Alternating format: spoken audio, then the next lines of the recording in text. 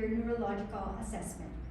So basic techniques of the neurological exam. There are 5 different areas of the neurological examination. First part will be the mental status speech, which will not be discussed today. Next is the cranial nerves. Number three is the motor system. 4 is the sensory system, and then the last one will be the reflexes. So we're gonna start with the cranial nerves. 1, which is the olfactory. It is not usually tested in the clinical practice setting, but the patient's ability to smell is tested. So if I were able to test this in our practice, I'm going to include one of your nostril and let you smell, like I said, like lavender, cinnamon, coffee, those things that are normally, that are generally smelled. So that's the olfactory cranial nerve. Cranial nerve number 2, which is optic. This is assessed by doing an optimal logic exam. So looking at the optic nerve of the patient's eye, basically I take like an ophthalmoscope and have the patient look straight into the distance, coming in a 15-degree angle. So you're just gonna look there, and then I'm gonna put the ophthalmoscope on your eye and just assess the eye.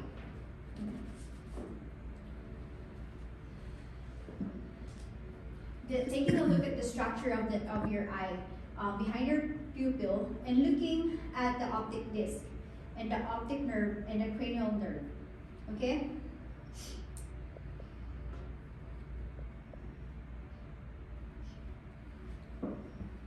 So just look.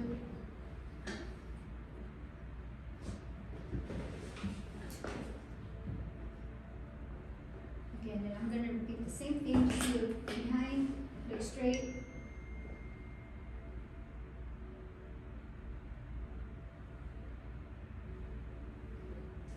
Okay. So next will be the cranial nerve 2 and 3 are involved in the pupillary reactions. So I'll shine a light on your pupil and watch for constriction and construction of a consensual reaction of your pupil. So your pupil should be equal, round, and reactive to the light that is innervated by the cranial nerve 2. Let me shine the light.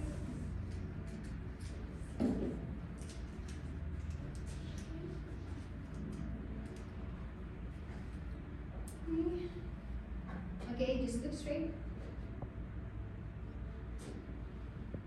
Next one. Okay, good. Again, the optic and the cranial nerve 3, which is ocular motor cranial nerves. 4, which is the cochlear, and the cranial nerve 6, abducens, are all involved in the extraocular movement of these 6 cardinal views of gaze. So Aiden, I will have you follow my finger, and please don't try to not to move your head, and just follow my head. So, and just follow my finger, okay?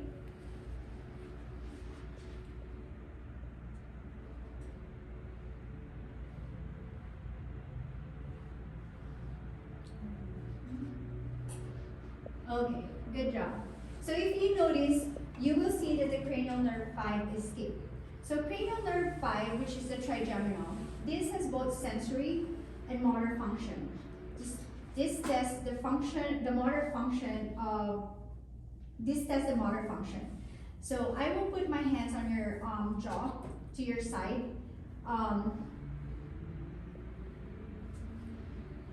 And try to tighten your patient's jaw. I try to tighten your jaw.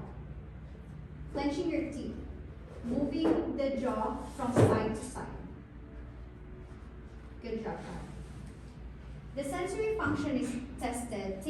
tested by using a Q-tip. So I will be splitting this Q-tip in half, and then I will use the dull and the sharp edges. And can you tell me which of the side of the Q-tip is touching your face? Okay.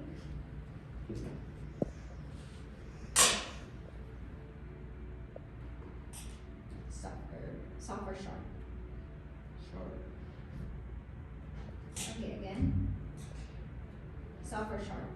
Soft. Okay, and next. Soft or sharp? Sharp. So we're gonna do the same thing on the other side. Soft or sharp? Soft. Soft or sharp? Sharp. Okay, good. Next one will be so that's the cranial nerve 6. So next one will be the cranial nerve 7. It's facial, and this again innervates the facial movements. So I will have you smile, then frown, and have your cheeks puffed up. So again, that is the cranial nerve 7. With the cranial nerve 8, which is the acoustic, we test this by, we test this in the clinical setting grossly. Could be tested by having a conversation with the patient. So if you're able to hear and not say a lot, then you can say that the cranial nerve 8 is probably intact. Okay? However, I can do a whisper test. So I will include one side of your ear, and I will say a two-syllable word, and I want you to repeat it. Okay? So we're gonna start with your right side. Apple. Apple. Okay. I'm gonna do the left side. Baseball. Baseball. Good. Okay. So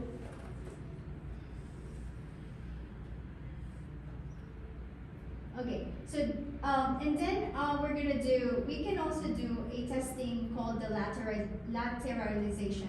So can you move a little bit here, Kai? Okay, so we're gonna do the lateralization. So this is basically, I'm just gonna, which is called the Weber's test. So I will strike the tuning fork against my hand and then put it on your forehead. And then you tell me if you're able to hear or feel it on, hear or feel it, okay?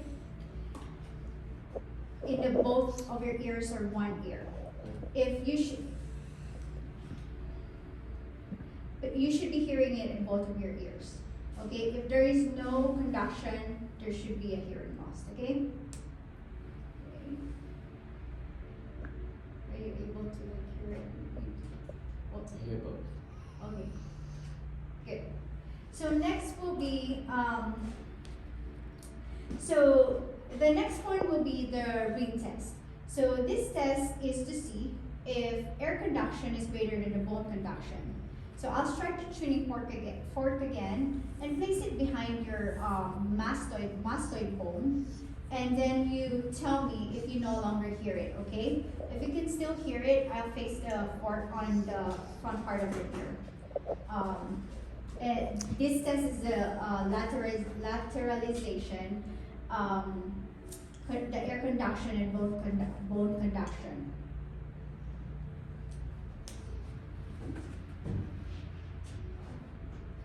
Okay, please. We'll repeat it again. We'll do the same thing on your. Yes. Okay, good.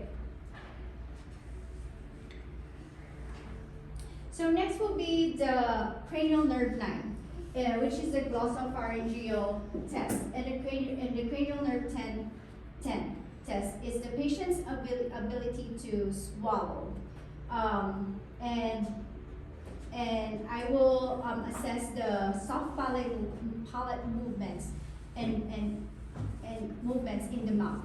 Again, I need to grab a light, and then I will look. I will have you swallow, and then I will look inside, okay?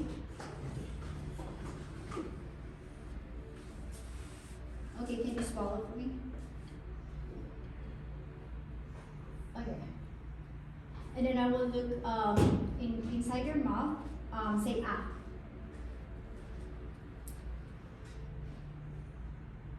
Okay, good.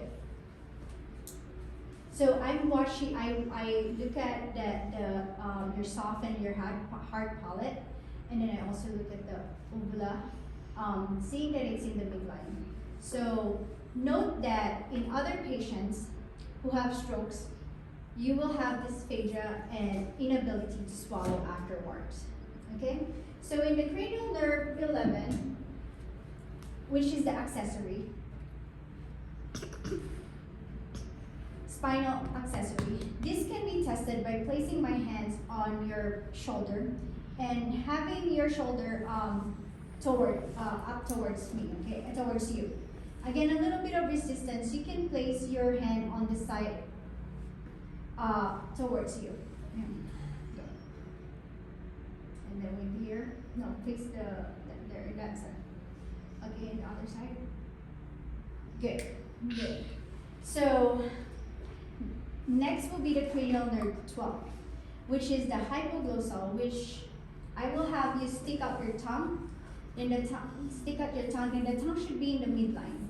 If it deviates toward one way or the other, it gives me a clue as to where is the injury in the spinal canal. There is a phrase called like if you lick your wounds, and if the tongue deviates to the right, then the wound is within that right side of the cranial area. If your tongue deviates in the left, then the wound will be on the left side of your brain. Okay, so can I see your tongue? Okay, so you can see that it's in midline. Okay? Okay. So that concludes my cranial nerve assessment. Okay? So next we're going to go to the motor function assessment. So this includes the coordination to begin with.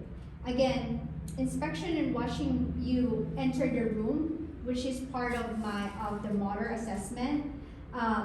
I watch your gait, and then I see that it is even and your stance is appropriate, and I can always see that your posture is good. Observe any involuntary tics and gross deformity of the muscular and neurological system. So I will be looking for muscle atrophy. So if your muscle is very atrophied, you are mostly looking at the big muscle group, which is the biceps, the triceps, the forearms, the thighs, the legs, and especially the thumb, because of the fingers, because of all the fingers. It is a large one, so you can see there is an atrophy of the thumb muscles pretty easily. So I will have you do some passive range of motion, okay?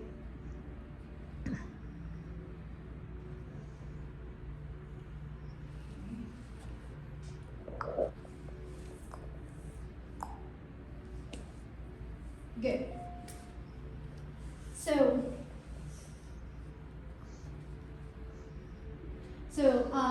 to get an assessment of the patient's muscle tone and muscle bulk, there is a pretty subjective finding. So if it has to do with the ability to assess what your overall tone and bulk, you have to be comfortable doing a number of these exams. So before I can really make an assessment based on someone's muscle tone, I should be able to tell if there is a rigid or spasmodic, if there is Parkinson's disease or a contracture, or you're not going to be able to open your arms even, because that elbow is really rigid, and versus someone who has just a flaccid tone.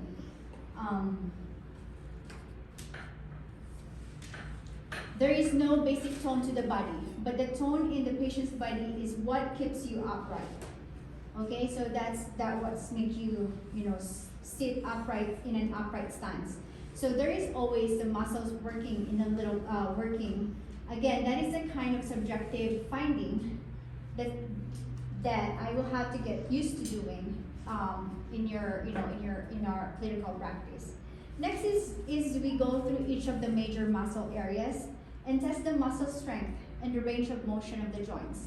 This is the musculoskeletal examination, but the strength associated with that is neurological. So starting with the hands, I will let you rest them and try to keep them together. Okay, while you try to open and keep them open, try to close them, but again, against my resistance.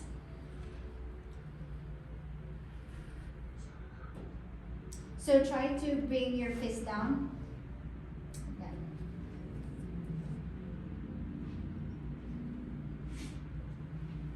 Okay.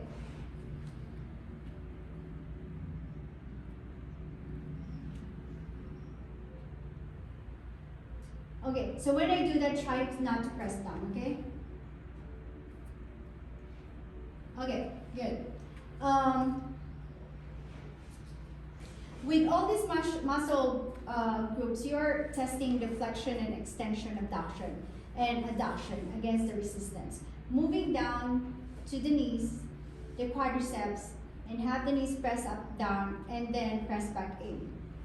And then I can do the same with your feet. You can do a dorsiflex, plantar dorsiflex, and a plantar flex to the feet. So I'll press down against your hands and press down against my hands, and try to like resist it. Okay. The most important thing is I can do both sides. So so we already did. So try to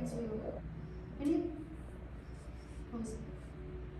And then with the press down, try to open it. Okay, try to. Okay, and then same with this one. In here. Okay, good. Okay, so the next major group is to assess the hip. So I will have you lay down, Kai, on the bed. And put your legs up on the bed, and again, I will test the flexion and the extension, okay? So, not yet. I will press up against, and then you bend your knee a little bit, and then press up against my hands, okay? And then we'll do it on your quads, and then I'll do the same thing. I'll press with my hands and put them down, and you'll resist it. And then I'll also put it up in my knees, and then I will have you try to close it and open it, okay? So first, okay, just up. No, sorry, up. Okay. Okay, then bend your knee. Okay, then go press against it and then down. Good. Let's do the other side. Down, press down. Okay, I'll press down. Okay, bend your knee. Try to push up. And then down. Okay, good. So, and then bend your knees, and then I will try to open it up, but you'll try to keep it close, okay? There you go. And then go. Okay, so this is like testing the muscle function of your hip. So I'm trying to put a traction in a way that the patient is pressing against me. Against the resistance.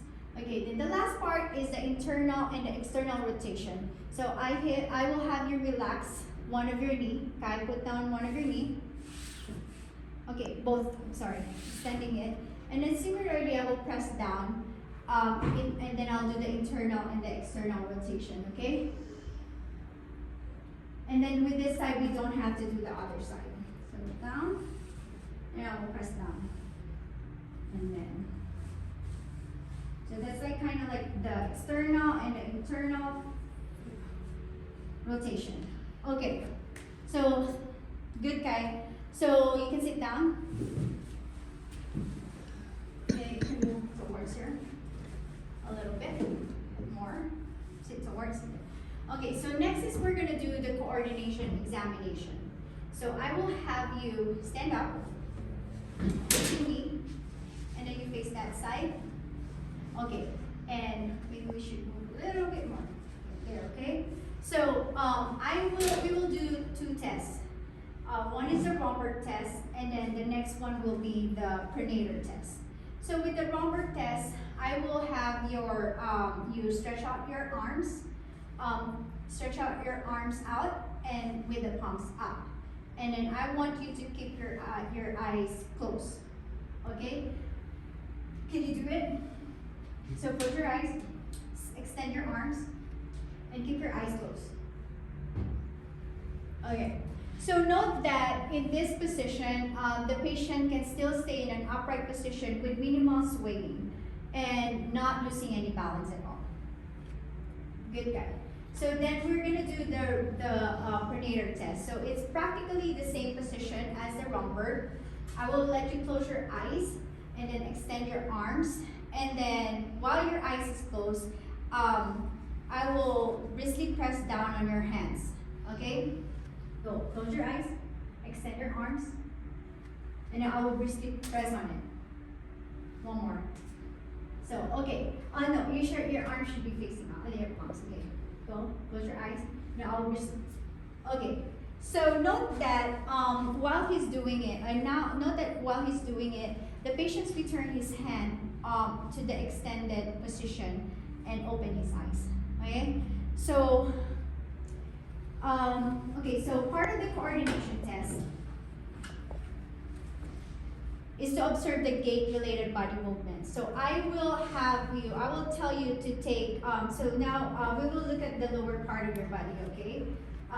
So I will have you take a couple of steps forwards using a normal gait and then turn around, walking back while I'm observing your posture, your balance, and the swaying of your arms. So we should be like looking down at the patient's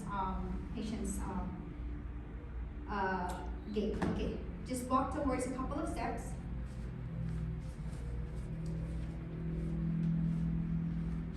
Okay, so good job.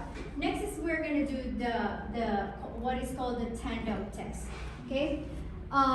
So the patient walk the heel to toe in a straight line, and then I will have you walk like maybe a couple of steps, like up to 4 steps, walking with your heel and then going back with your toe. Okay, so come towards me, walk with your heel.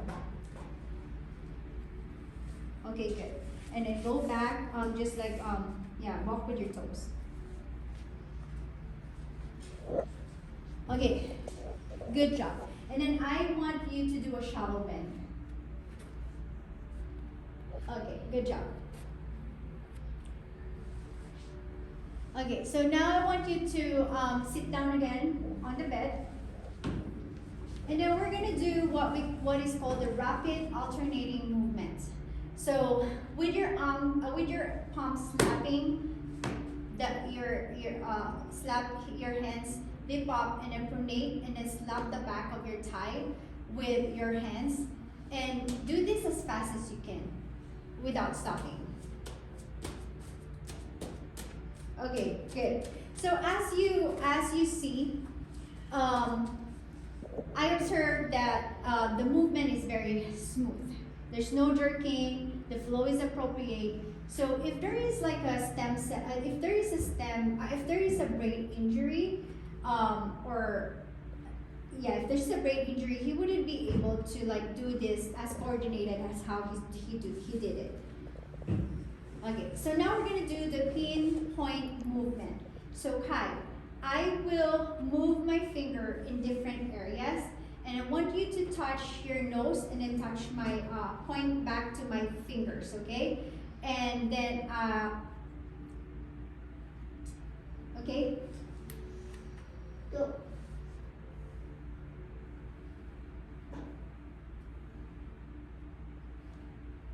Good. So it's the same thing with this test. If Kai has a neurological problems or brain injury, he wouldn't be able to do it as coordinated as he was doing it. Okay. So now we will move on with the sensory part of the examination. I can always test the sensation with a sharp or a dull side of the Q-tip. Okay. So you can do this all over the body, like where there is like a sensation. It is important to do the distal extremities to the toes and the feet with a tuning fork. Okay, So first will be the stereognosis. This test is where you put a fairly common object on ordinary object on the patient's hand. Once it comes in contact with his hand, I'll ask the patient to close his hands and have his hand open. I'll place the object on his hand and I'll ask him if he can feel it, and then ask him if he can tell what it is. If the patient has a brain stem dysfunction, he would not be able to put it together with the sensation that he's feeling. The synapses into the brain telling him what is there, what I put in his hand. So let's use a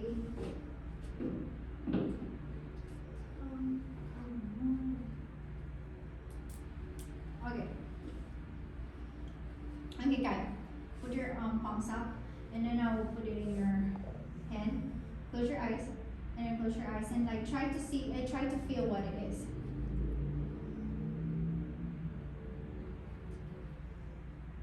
What is it? Stick. Okay, good. So with the graphacia, this is where I will ask the patient again to close your eyes, give me your palm, and I will write in large writing on your palm, and I will have you tell me what I wrote in your on your palm. Okay. Good job. Now let's try this on your scale. Good. So that point localization is saying that all the sensory examination should be done with your eyes closed. They're best done when your eyes is closed. So now we're gonna do the 2-point discrimination. So with the use of this like broken stick, I will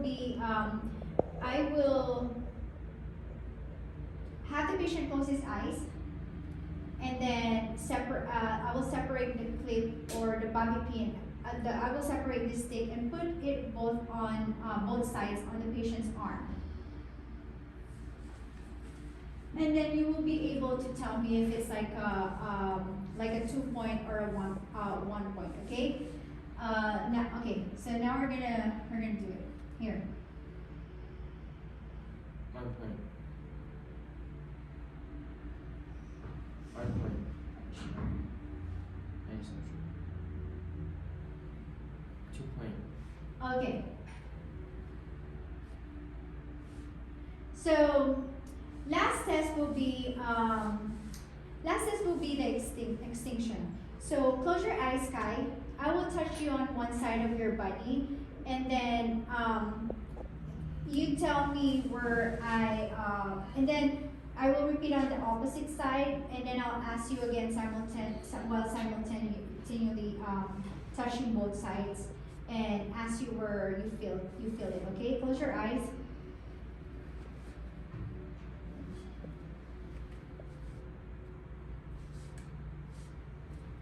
Okay, so if the patient has stroke, he won't be able to tell me when I touch him simultaneously if I touch him on the affected area because of that loss of sensation. So yeah, so that's the sensory examination. Next, we're going to go to the reflexes, the deep tendon reflexes. So I will check their radialis reflex with the patient's arm relaxed. Can you relax your arms, please? Place the thumb over, and I will strike your tendon itself. And then note that his thumb and your wrist will twitch. So we'll do the radial first. Relax. Let's do this first.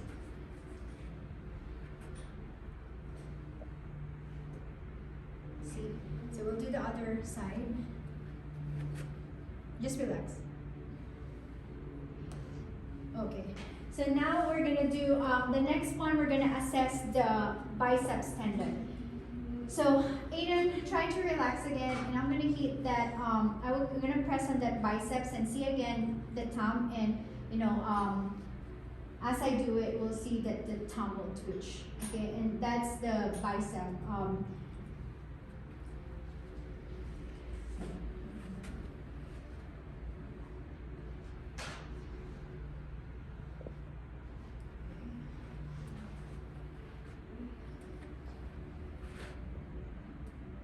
Okay, good. So now we're gonna do the triceps reflex. So this should be done like as much as possible. Make sure that the patient is relaxed, and then you're gonna hit it at the back of that elbow where the depression is, which is that side. So try to like relax, guy. Try to relax as much as you can, okay? And then I'm gonna hit that one with the depression. 1, 2, 3. Okay, good. So you saw that there's like a twitching movement on the arm. So next we're gonna move to the patella. So in the patella, separate it. So in that where the depression is, that's where you're gonna hit, and you're gonna like look at the. Kai, can you move a little towards? No, like a little bit toward. Yeah, there. Then separate your. And then on the, where the depression is, that's where you're gonna hit it, and then you just watch his legs. See? You move a little bit, slide. Okay, there. And then we will go move to the Achilles reflex. So with the hammer, I will hit the Achilles tendon, and then see that the watch the foot flick. Alternatively, I will do it in the other hand, on the other side, and just watch see that it will flick. So,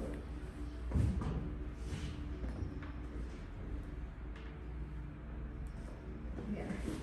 More in. Good. Okay, so last will be the abdominal cutaneous. So again, I want you to lay on the bed. And then just expose your abdominal muscles. So note that if you do this with a patient who's bigger and who has a lot of adipose tissue or musculature, you won't be able to see the twitching or the contraction of the muscles that we're trying to test. You can actually use the tip of the Q-tip, or you can use the back of the hammer. You're gonna go find the belly button, and then I will take an object like this hammer, and then on the dull side I will lightly stroke from the umbilical out towards the side. Okay, watch how the belly contracts, okay? Why are you laughing? It's okay. See how the muscle twitch? You can't move like that. Good. So you'll see, because he's very that I was able to see that the cutaneous abdominal cutaneous was twitching. So next is we're gonna do the Babinski reflex. So with the Babinski reflex, I will draw a line on the. I will draw a line from the heel up to the ball of the foot, drawing it laterally, then going across the ball medially. So watch that the toes will do a plantar reflex. So that's a normal response for adult. And in a child, when you do a Babinski, a child will have a Babinski reflex. So that's the normal reflex, what we call the plantar reflex. Okay. So with the heel of the ball, you just draw like a line laterally.